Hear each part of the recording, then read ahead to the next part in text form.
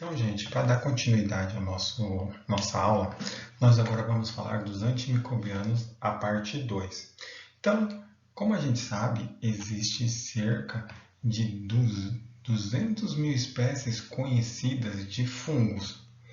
Os residentes desse reino são bastante diversos, incluem leveduras, mofo, cogumelo, pragas de planta, entre outros fungos e por aí vai. Entre aproximadamente 400 espécies de fungos são conhecidas por causarem doenças em animais e ainda menos por causa de doenças humanas. Então, para vocês verem, existem 200 mil espécies de fungos. Se a gente colocar levedura, mofo, cogumelo e as pragas de planta, e aproximadamente 400 espécies de fungos até agora são conhecidas por causarem doenças em animais. Então, para vocês só fazendo uma relembração de aula de microbiologia. O que são os fungos? Os fungos são eucariontes com paredes celulares características, contendo glicano e quitina, na parede dos fungos. A sua erradicação requer diferentes estratégias, além daquelas utilizadas para o tratamento de infecção bacteriana. Os agentes disponíveis apresentam efeitos sobre a síntese de componentes da parede e da membrana celular. Então, a maioria dos antifungos, o que eles vão fazer? Eles vão agir na síntese do componente da parede e da membrana celular desse fungo. Se ele vai agir nessa membrana, o que ele vai fazer? Ele vai desorganizar a membrana, desorganizar a estrutura da parede celular, causando assim o quê? Que o fungo não se prolifere e também matando o fungo. Tá? Sobre a permeabilidade da membrana, sobre a síntese de ácido nucleico, sobre o funcionamento do fuso miótico. Então, gente, isso aqui, não sei se vocês viram em microbiologia, o que vai acontecer? Além das membranas, dos componentes da membrana celular, os antifúngicos eles vão também agir na síntese dos ácidos nucleicos e também sobre o funcionamento do fuso miótico, para poder assim evitar a proliferação desses fungos, né? Bom, os agentes antifúngicos eles podem ser divididos em duas classes, conforme a sua atuação. Ele pode ser sistêmico, ou tópico. O que é sistêmico? Quando você tem uma infecção por fungo mais sistêmica, mais para dentro da pele. Por exemplo, às vezes você tem uma micose na unha. Às vezes só de você passar, por exemplo, uma pomada ou até mesmo como que eu posso falar? Uma base de esmalte com fluconazol não vai resolver. Então, nesse caso, você tem que tomar, suponhamos aí, um medicamento por via oral, que seria o fluconazol, o itraconazol, para também poder combater esse fungo de dentro para fora, tá? Então, os agentes antifúngicos, como eu falei, eles podem ser tanto sistêmico quanto tópico. Na sua maioria, é indicado para infecção fúngica fortemente invasiva. Os principais representantes vão ser esse aqui, ó. Quando a gente fala em infecção antifúngica sistêmica, a maioria vai ser usado esse aqui, ó. O cetoconazol, o itraconazol, o fluconazol, o equinocardina, tá? Alguns exemplos de infecções fúngicas profundas, vocês chegaram a ver na aula de microbiologia, parasitologia, sobre a aspergilose? Então, a aspergilose ela é uma doença invasiva, que ela tem como principal escolha na terapia o voriconazol e a anfotericina B. Temos também qual outra doença? A candidíase, que tem como principal escolha da terapia a anfotericina B, o fluconazol, E por aí vai. Por quê? Porque esses medicamentos eles vão ser mais sistêmicos, beleza? Outras que a gente tem também no sistêmico são a glicelfulvina, a terbinafina, a caspofungina e a micafungina, anfotericina B e flucitosina. Tá?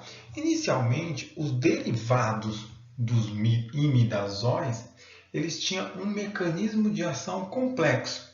Então, o que eles vão fazer? Eles vão inibir várias enzimas que vão fazer a ligação da membrana do fungo. Se eles fazem isso, se eles vão inibir essa ligação, eles vão fazer o quê? Eles vão diminuir que aquele fungo se espalhe. Tá? Então, eles vão diminuir as ligações, causando o quê? A diminuição da proliferação do fungo e causando também a morte desse fungo. Tá? Bom, qual que é o mecanismo de ação da maioria dos antifúngicos? O mecanismo de ação da maioria dos antifúngicos, eles vão se basear na inibição da esterol 14-alfa-desmetilase. Nossa, é quase um palavrão, né?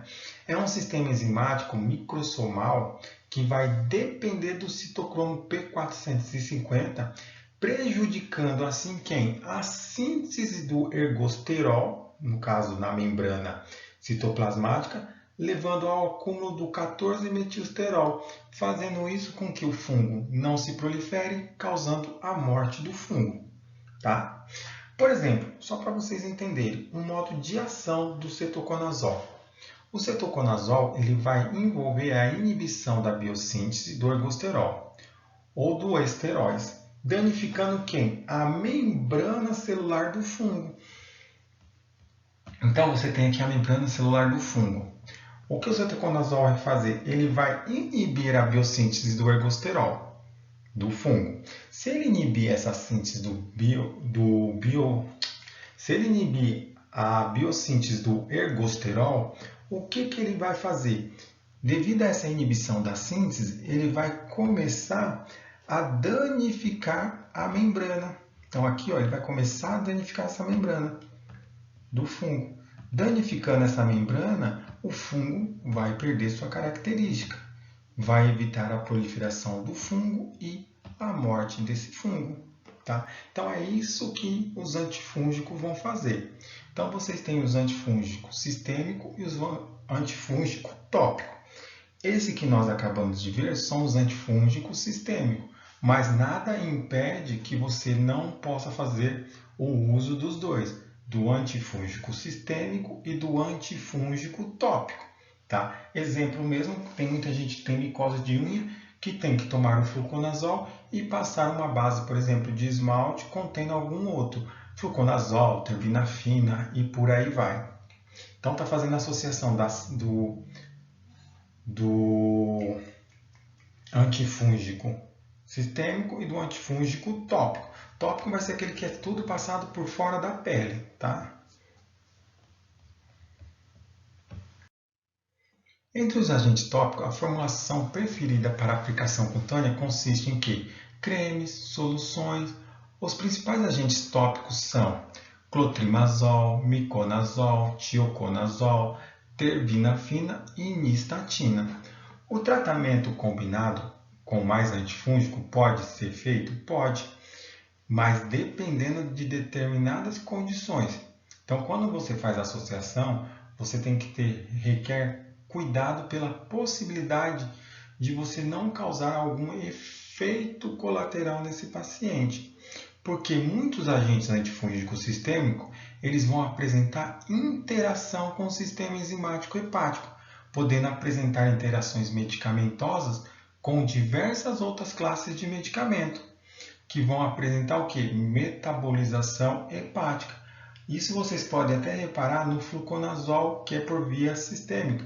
O fluconazol de 150 mg, ele tem um efeito patoxicidade muito alto, que inclusive o fluconazol de 150, ele é tomado uma vez por semana, que ele pode causar riscos hepatóxicos. Então, muito cuidado quando for recomendado medicamentos antifúngicos para via sistêmica, tá ok? Mas você pode associar um antifúngico sistêmico com um antifúngico tópico. Isso não impede, só tem que ter muito cuidado. Tá? Então, esses aqui são os imidazóis e triazóis de uso tópico, que são na maioria prescritos. Tá ok? Bom, então para finalizar nossa aula, a gente vai falar sobre os agentes antivirais. Qual que é o objetivo dos agentes antivirais? Os agentes antivirais eles têm como objetivo destruir ou impedir o desenvolvimento do vírus. Então é isso que vocês têm que ter na cabeça de vocês, que os agentes antivirais ele têm o objetivo de destruir ou impedir o desenvolvimento do vírus, tá ok? Então, o que são os vírus? Os vírus são nada mais nada menos que micro-organismos simples que consiste em DNA ou RNA de filamento único ou duplo, circundando por um inventório proteico denominado capsídeo. Os agentes antivirais eficazes eles vão fazer o quê? Eles vão inibir esses eventos específicos, eles vão inibir a replicação do vírus ou vão inibir preferencialmente a síntese de ácido nucleico do vírus. Quando eles fazem isso, as proteínas dirigidas pelos vírus elas não vão atuar no hospedeiro, que seria o ser humano, como a gente está falando aqui do ser humano, tá? Então vocês têm que ter que os agentes antivirais eles têm como objetivo destruir ou impedir o desenvolvimento do vírus, Os agentes antivirais eles são eficazes porque eles vão inibir eventos específicos. Então, eles vão inibir a replicação do vírus. Como? Eles vão inibir o quê? A síntese de ácido nucleico das proteínas dirigidas pelos vírus. Beleza? Então, a gente tem aqui, dentre os mecanismos dos antirretrovirais, o tratamento de infecções virais. Temos o quê? Nós vamos ter o bloqueio da ligação do vírus, a inibição da síntese de DNA e RNA. Vamos ter também como mecanismo de ação a inibição da síntese proteica, a inibição de juntamento e também a inibição de liberação de vírus. Vocês vão impedir que aquele vírus se multiplique, E quais são esses agentes antivirais que a gente tem?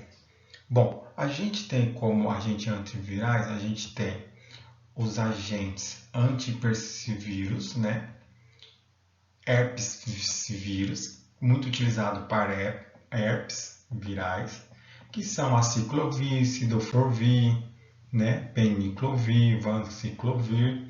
Temos agentes influenza, como a matadina, oseltamivir. Temos agentes antihepatite, que é a defovir, a dipiroxina, a itecavir, a limivudina, interferonas, que elas vão atuar nos receptores do vírus alfa N1, N3, 2A e 2B. Então, só para vocês entenderem, como o aciclovir ele vai atuar? O aciclovir, que é um agente antipersvírus, o que ele vai fazer? Ele vai atuar no trifosfato, ele vai inibir especificamente a DNA polimerase do vírus herpes. Quando ele faz isso, ele vai evitar posteriormente a síntese de DNA viral. Ele evitando essa síntese de DNA viral, o que ele vai fazer? Ele vai impedir que esse vírus se multiplique. Impedindo assim o quê? Que esse vírus se multiplique, eliminando assim esse vírus depois com o decorrer do tempo. Tá? Bom, como a gente falou, alguns antirretrovirais eles vão inibir a nucleoside da transcriptase reversa, zidovudina, didanosina, estavudina, laminovir, abacavir e eriquitabina. Aí vocês vão me perguntar, professor, vocês vão pedir esses nomes na prova? Gente, eu não vou pedir esses números na prova, podem ficar tranquilos. Tá? Isso aqui é só mais para vocês saberem. Então, os inibidores não nucleosídeos da transcriptase reversa são quem? A nevirapranina, efavina, delavina e etravina. Os inibidores de protease, saquinar, idivanir, ritonavir, atazanavir é o Prevazin. Inibidores de fusão, efuvitida, maraviroc. Inibidores da integrase, a reutargravir. Então, só para vocês terem ideia, os agentes antivirais eficazes, como a gente falou, eles vão inibir eventos específicos da replicação do vírus, que vão impedir assim que o vírus se replique, tá? Então, alguns agentes antivirais, eles são administrados sem ter interrupção. Aí vocês me perguntam, professor, mas a pessoa pode tomar um antirretroviral por resto da vida? Sim, ela pode tomar um antirretroviral por resto da vida. Como é o caso de medicamentos que estão utilizados para terapia da infecção pelo vírus HIV. A pessoa, quando tem o vírus HIV, ela tem que tomar um antirretroviral pelo resto da vida do paciente. Por quê? Ela vai tentar impedir que esse vírus se espalhe ou que esse vírus possa se proliferar. Então, o que esse vírus vai fazer? Ele vai atacar o sistema imunológico daquela pessoa, debilitando o sistema imunológico. Então, imagine, quanto mais vírus você tem do HIV, suponhamos aqui que você tem isso aqui, do vírus HIV. Esse vírus HIV, o que ele vai fazer? Ele vai tentar combater o seu sistema imunológico, vai tentar debilitar o seu sistema imunológico. Então, você concorda que quanto mais vírus HIV você tem, a pessoa tem, mais fácil vai ser do vírus atacar o sistema imunológico da pessoa, debilitando. Então, a pessoa ela tem que tomar o antirretrovirais para HIV por o resto da vida. Por quê? Porque ela vai impedir que esse vírus se evolua, que esse vírus se multiplique. Porque se ele multiplicar, vai ser muito mais fácil ele atacar o seu sistema imunológico. Se você toma um antirretroviral que vai impedir que esse vírus se multiplique, o que vai acontecer? Você vai ter o vírus, mas esse vírus não vai atacar todo o seu sistema imunológico. Então, você vai impedir a proliferação desse vírus. Então, a pessoa tem que tomar o antirretroviral, no caso do HIV, pelo resto da vida dela, tá? Durante toda a vida do paciente, ele irá ter que tomar o antirretroviral para o vírus HIV. Por quê? Tendo isso em vista, o potencial de efeito adverso de cada fármaco, o médico vai avaliar cautelosamente o risco e o benefício dessa pessoa tomar o medicamento pelo resto da vida, tá? Porque também pode haver a possibilidade de desenvolvimento do mecanismo de resistência, né? Então, por isso que o médico deve sempre avaliar a eficácia da terapia medicamentosa, no caso que os pacientes que tomam esse antirretroviral para o resto da vida, porque aí vai ter que sempre estar trocando tudo certinho, tá ok? Gente, então aqui hoje eu finalizo os antimicrobianos 1 e 2. Desculpa aí se eu dei uma aceleradinha um pouco na aula no finalzinho, tá? Mas é porque a gente precisava concluir. Na próxima aula a gente vai ver sobre a terapia do câncer. Aí depois, na segunda, a gente faz a nossa provinha. E vocês têm até terça-feira para me entregar um trabalho falando sobre resistência bacteriana. Então eu quero que vocês me falem o que pode causar uma resistência bacteriana. Tá ok? Esse trabalho não precisa ser muito grande, no máximo 15 linhas ou até menos, tá? E é valendo nota para ajudar na prova de vocês. A prova não vai ser pesada, vai ser uma prova simples. Professor, cai tudo? Cai tudo, gente. Mas podem ficar tranquilos que eu vou dar dica na próxima aula do que vai cair mais ou menos na prova para vocês focarem e estudarem nessa parte. Esses nomes aqui da antirretrovirais, dos outros podem ficar tranquilos que eu não vou cobrar na prova, tá ok? Então, desde já agradeço a todos, espero que tenham uma boa aula. Muito obrigado.